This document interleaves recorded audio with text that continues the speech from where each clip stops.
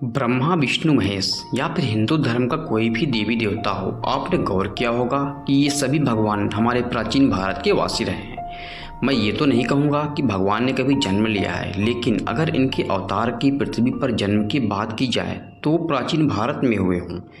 चाहे उसमें भगवान श्री राम का जन्म अयोध्या में हो या फिर श्री कृष्ण का जन्म मथुरा में हो। भगवान शिव के अवतार हनुमान जी और स्वयं परशुराम भगवान ने भी प्राचीन भारत की भूमि पर ही जन्म लिया है। ऐसे में आपके मन में ये सवाल जरूर आया होगा कि क्यों हिंदू धर्म के देवी देवताओं ने भारत में ही जन्म लिया। तो आज हम आपके इसी सवाल का जवाब जानने की कोशिश करेंगे। आप देख रहे हैं यूट्यूब चैनल द भक्ति जर्नी।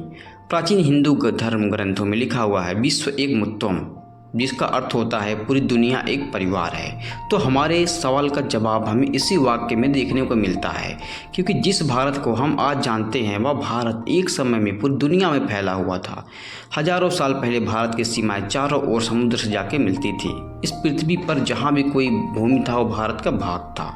पहले इसे हम भारत नहीं जम्बूद्वीप के नाम से भी जानते थे, लेकिन इस समय बीतने के साथ साथ जम्बूद्वीप की सीमाओं का यह भाग कम होता गया और उसकी सीमा सिमटने लगी। लेकिन आज से 1000 साल पहले तक भी भारत, जिसे हम अखंड भारत के नाम पर जानते हैं, वह बहुत बड़े भूभाग में फैला हुआ था।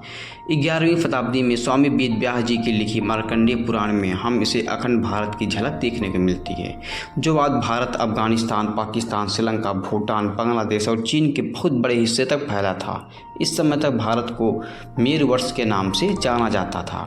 उस समय मेरुवर्ष में कई हिंदू देवी देवताओं का वास था। मार्कंडेय पुराण की माने तो मेरुवर्ष के पश्चिमी हिस्से में मौजूद हिमालय पर्वत की श्रृंखला में भगवान ब्रह्मा का वास था, जिसे हम ब्रह्मपुरी के नाम से जानते थे। इसके अलावा इस ब्रह्मपुरी के पास 8 और शहर थे, जिनमें अलग अलग हिंदू देवी देवता रहा करते थे, जिनमें से एक शहर में देवताओं के राजा इंद्र भी रहा करते थे। चलिए अब हम जानते हैं मेरुवर्ष या आर्यव्रत भी कहा जाता था, इसे भारत का नाम कैसे मिला। कई लोग सोच रहे होंगे कि शायद भगवान राम के नाम भाई भरत के नाम पे भारतवर्ष पड़ा, लेकिन वायु पुराण के अनुसार आर्यव्रत पर शासन करने वाले महाराजा प्रियव्रत का कोई पुत्र नहीं था, इसलिए उन्होंने अपने सिंहासन के उत्तराधिकारी के रूप में अपनी बेटी के पुत्र को गोद लिया, जिसका नाम केशव था। आगे चलकर आर्यव्रत का सम्राट बना और माना जाता है कि केशव के पुत्र भरत के नाम पर ही इस देश का नाम भारत पड़ा। इसके अलावा कुछ धर्म ग्रंथों में ये लिखा मिलता है कि कुरुवंश के राजा दुष्यंत के पुत्र के नाम पर हमारे देश का नाम भारत पड़ा। वैसे आपका क्या मानना है, आप हमें कमेंट बॉक्स में ज़रूर लिख के बताएं।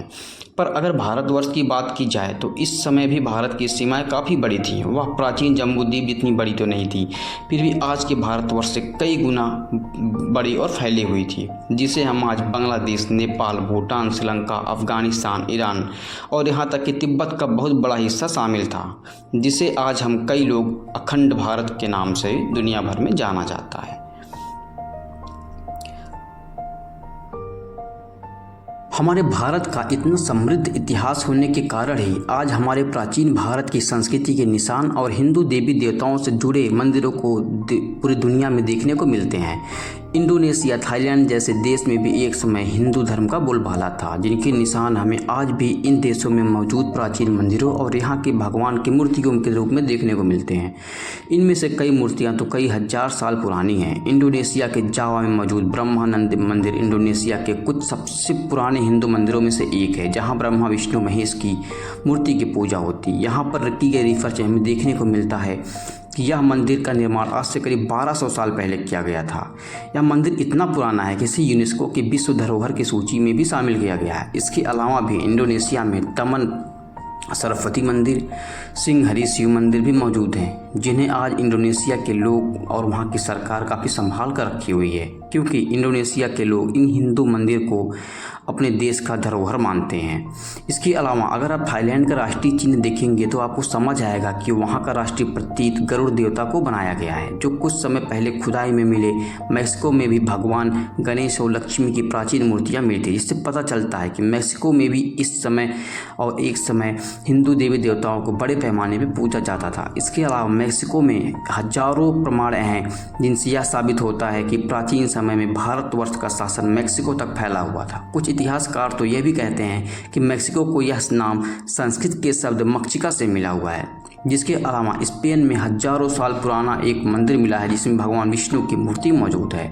इसके अलावा हिंदू धर्म के प्रमाण हमें रसिया तक फैले हुए देखने को मिलते हैं, क्योंकि कुछ समय पहले रूस में के बोल्गा प्रांत में हमें भगवान विष्णु की करीब 1200 साल पुरानी कई मूर्तियां मिली। जिसके अलावा यहाँ पर कुछ इतिहासकार मानते हैं कि क्या आज से 2000 साल पहले रूस के इस इलाके में हिंदू धर्म का बहुत गहरा प्रभाव था और यहाँ की बड़े पैमाने पर हिंदू देवी देवताओं की पूजा की जाती थी।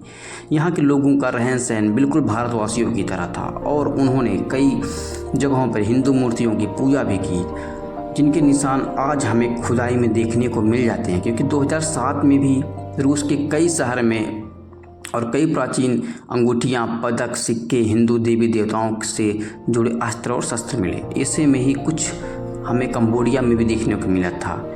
खोजकर्ताओं को कई हिंदू देवी देवताओं की मूर्तियां खनन के दौरान मिली। इसके अलावा यहाँ पे कई सारे हिंदू देवी देवताओं के मंदिर भी हैं, जिसे आज भी यहाँ की सरकार अपने इतिहास की तरह संभाल के रखती है।